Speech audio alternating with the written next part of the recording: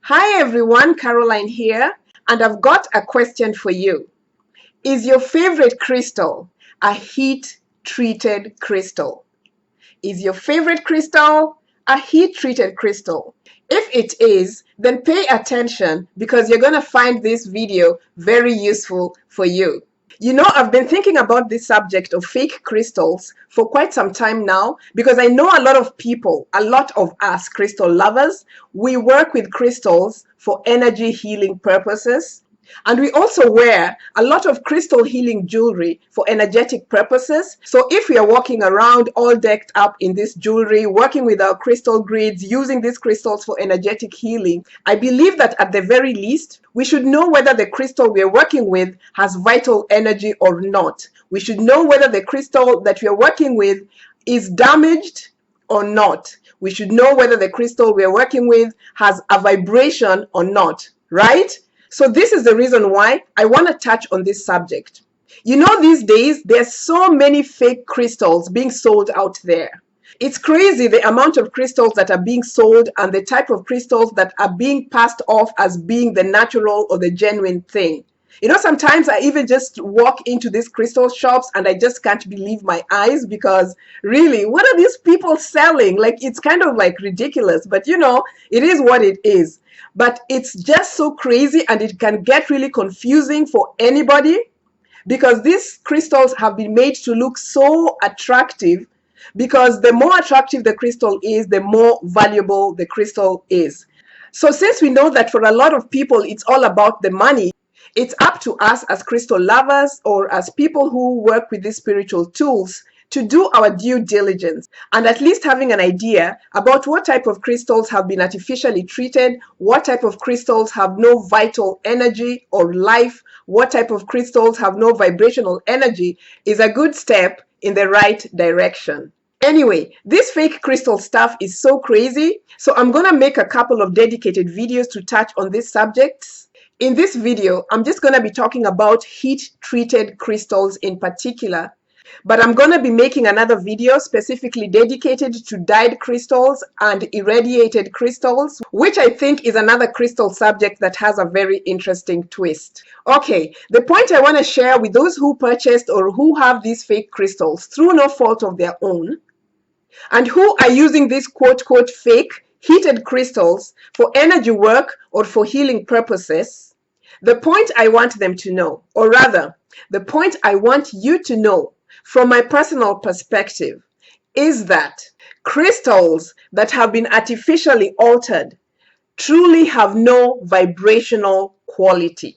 The treatments that have been done to them to make them appear different have truly done some tremendous damage to their vibrational quality. So my perspective is that they're basically lifeless.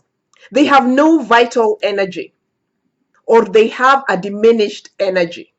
And really, it's just so sad that some of these crystals are really, really expensive, and yet their true value has been diminished by the damaging artificial treatments that they have undergone. The whole thing is just unfortunate, don't you think? I think so. Anyway, you know, the main ways that crystals get their colors is either naturally from the earth or through these artificial treatments that are done by man. But interestingly, there are some people who don't really consider heat-treated crystals or artificially treated crystals as being fake or fraudulent.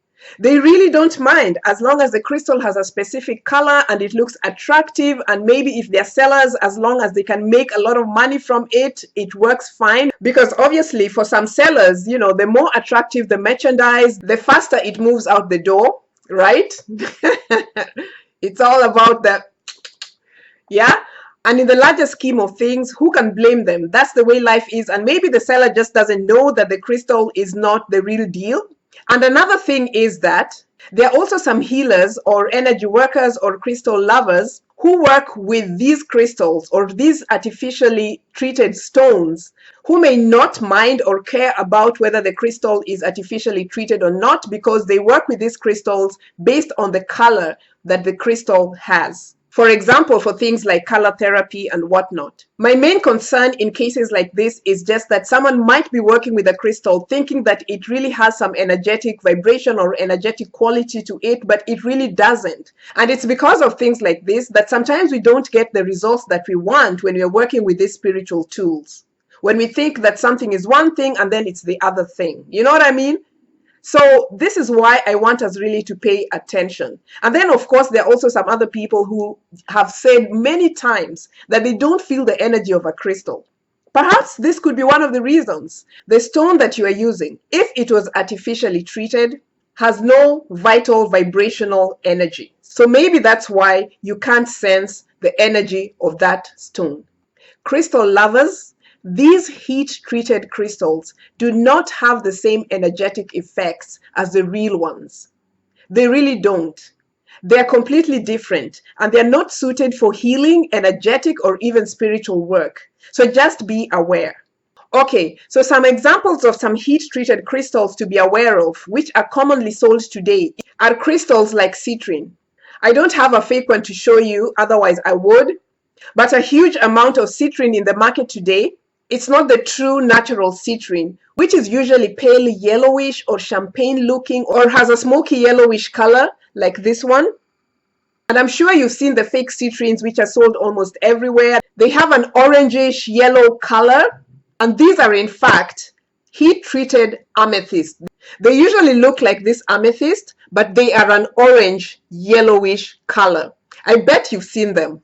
The sad thing about this whole thing is that if someone has bought the crystal thinking that it's citrine and wanting to utilize the energy of citrine, unfortunately, they won't be able to get that energy because what they're working with is not citrine. So in cases like that, then they just have to figure out how to work with that crystal in terms of the colors, because maybe that's where its strongest energy could be coming from.